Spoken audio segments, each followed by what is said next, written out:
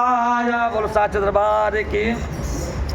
पुण्य रघुनाथ चले ते ही आगे, और मुनिवर वृंद विपुल संग लागे।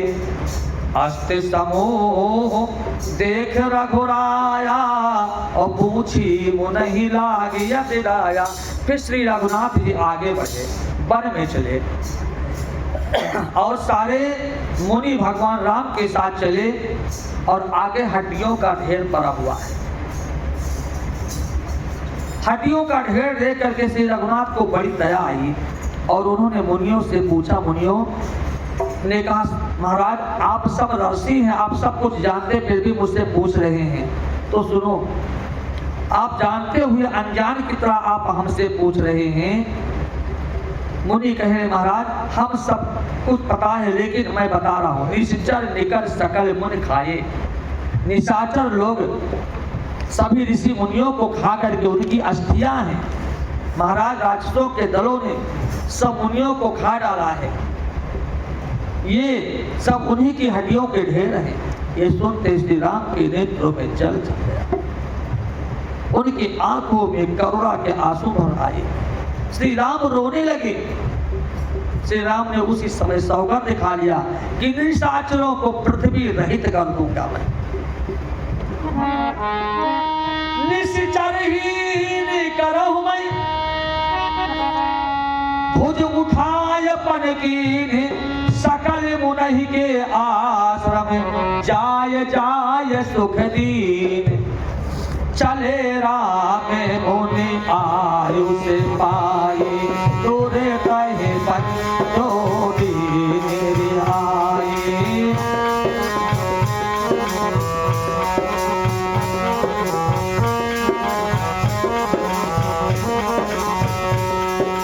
चले राम मुनि आयुष पाई, दूर कहे पंचोटी मेरी आई।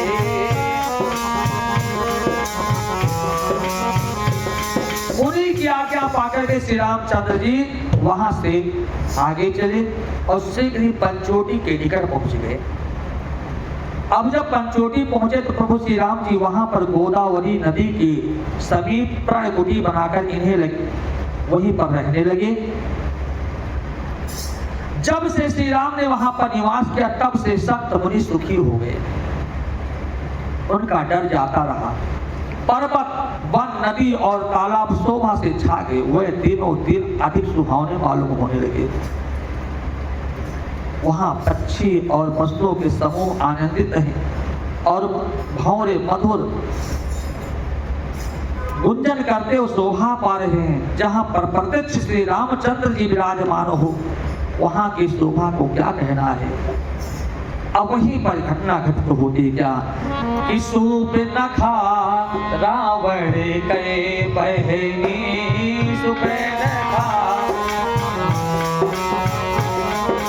दुष्ट हृदय दारुण जस आहनी।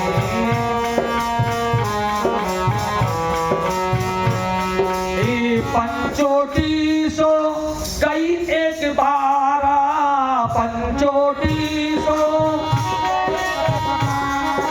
देख बिकल भय जुगल कुमारा।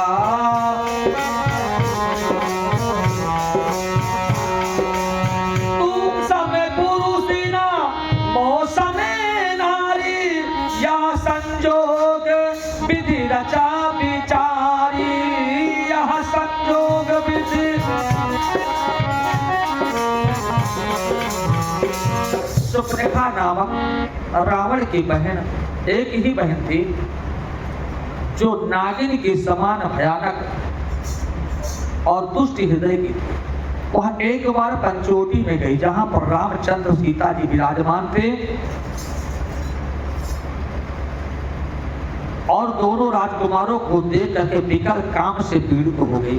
प्रभु राम और लक्ष्मण की दिव्य सुंदरता को देख करके काम पीड़ित हो गई। वो सुंदर रूप धारण करके प्रभु के पास जाकर और मुस्कुराकर बोली कि ना तुम्हारे समान कोई पुरुष है, ना हमारे सामने कोई स्त्री। विधाता ने ऐसा संजोग बहुत विचार करके रचा है, क्योंकि मेरे योग पुरुष वर जगत में नहीं है। मैंने तीनों लोगों में खोज किया, इसी से मैं कुंवारी हूं। अब आपको देख करके विवाह करने का मन हुआ है।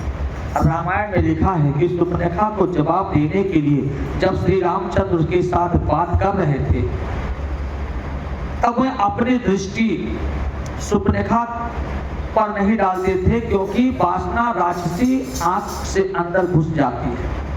प्रभु राम सर को नीचे झुकाए हुए थे।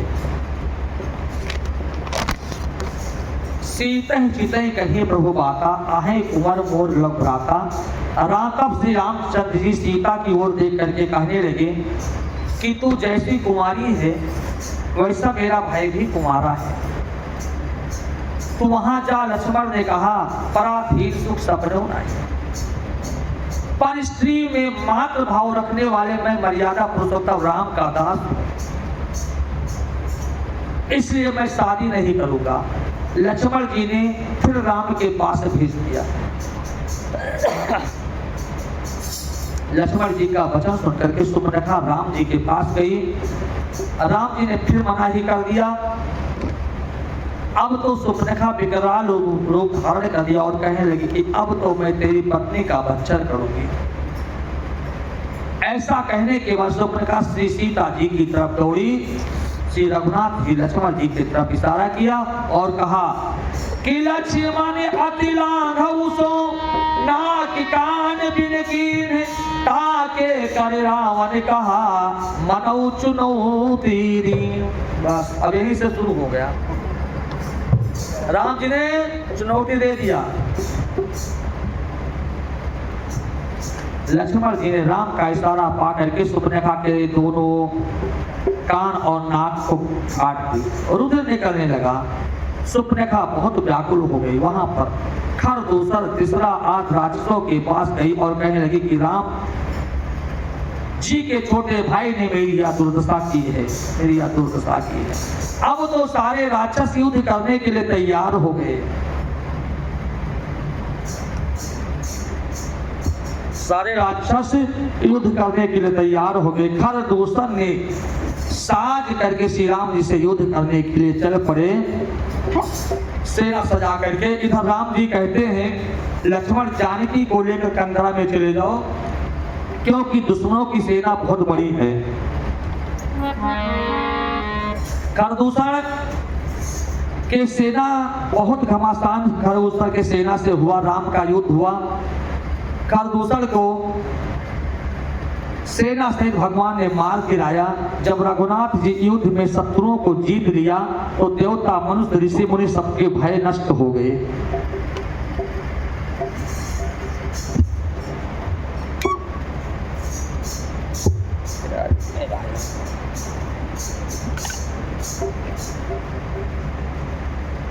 सबके भय नष्ट हो गए।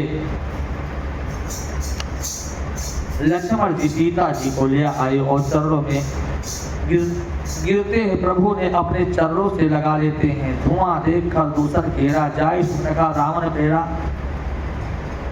सुपनेखा रावण के पास गई, दुहाई हो भैया, दुहाई हो भैया, दुहाई हो। जो राजकुमारों ने 2 राजकुमार आए और मेरी दुर्दशा की है।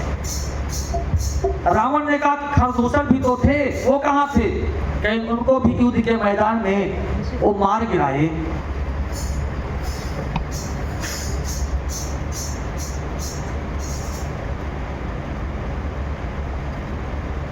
अब रावण चिंता में पड़ गया।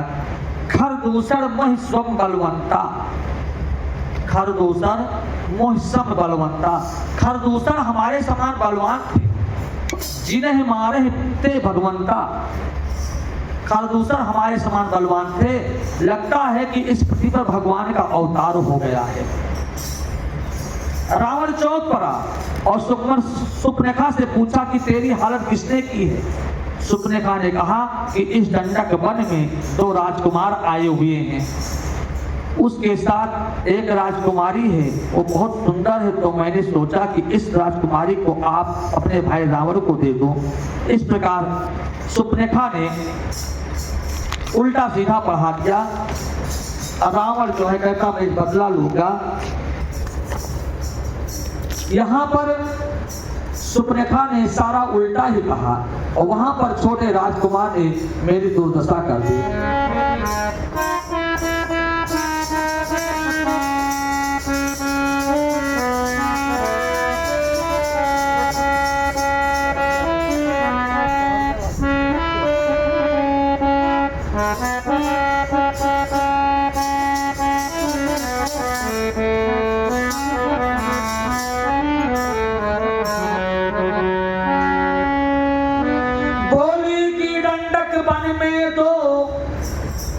बालक ऐसे आए हैं, बालक ऐसे आए हैं, बनी में निस्दिन विचरते हैं, निश्चर उनसे घबराए। बनी में निस्दिन विचरते हैं, निश्चर उनसे घबराए। रक्षा के दोनों भाई के एक सुंदर राजकुमारी है, एक सुंदर राजकुमारी है, जिसके चंद्रानन सी फैले सारे वन में उजियारी है। जिससे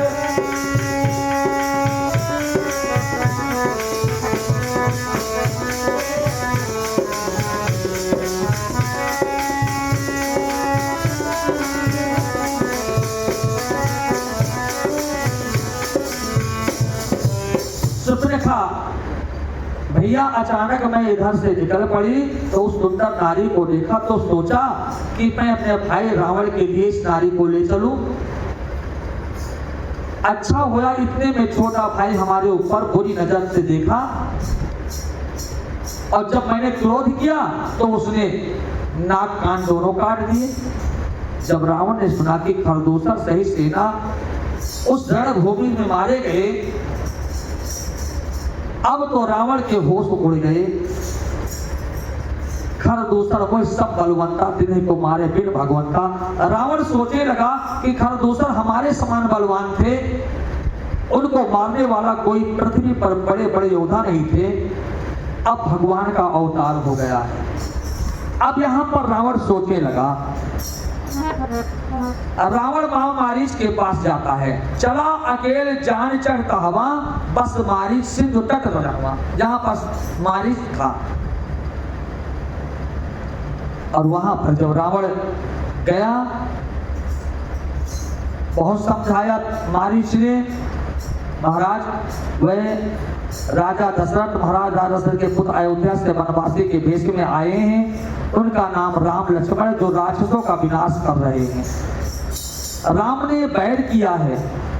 राम जी की आज्ञा से लक्ष्मण ने निर्दोष सुपनेखा के नाक कान काटे हैं। मैंने इनके साथ अब विरोध करने का निश्चय किया है।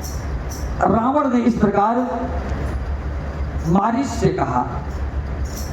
मारीच रावण को समझाने लगा। उसने कहा तुम्हारी बुद्धि बिगड़ गई है, तुम राम जी के साथ विरोध करने चले हो। राम जी के बाण की तुमको खबर नहीं, राम जी को तुम नहीं जानते। राम जब छोटे थे तभी एक बार मुझको दर्शन हुए थे, मैं वहां पर विघ्न करने के लिए गया था। वहां राम जी के बल को मुझको अनुभव हुआ, एक ही बार मुझको मारा था, उससे मैं समुद्र के किनारे पड़ा हूं। तब से मैं सतत से राम जी का ध्यान करता हूं, इसलिए कह रहा हूं कि राम जी से विरोध ना करो, राम जी से विरोध ना करो। मारीच मामा मारीच बार बार जो है रावण को समझा रहा है, तुम राम जी के प्रति बैर मत करो, राम जी का भजन करो। मारीच ने रावण को उपदेश दिया, परंतु रावण के गले वो बात नहीं उतरा। रावण ने कहा अगर तुम नहीं जाओगे तो मैं तुम्हें अपने कृपाण से, तलवार से तुम्हें मार दूंगा। मारीच ने सोचा कि मरना तो है ही एक दिन, तो क्यों ना राम के हाथों मरूं। अगर मैं जाऊंगा नहीं तो रावण मार डालेगा, और चला जाऊंगा तो राम के हाथों क्यों ना मरूं। इसलिए भजन करते हुए मारीच राम जी के पास गया, सोने का मृग बन करके। श्री राम जय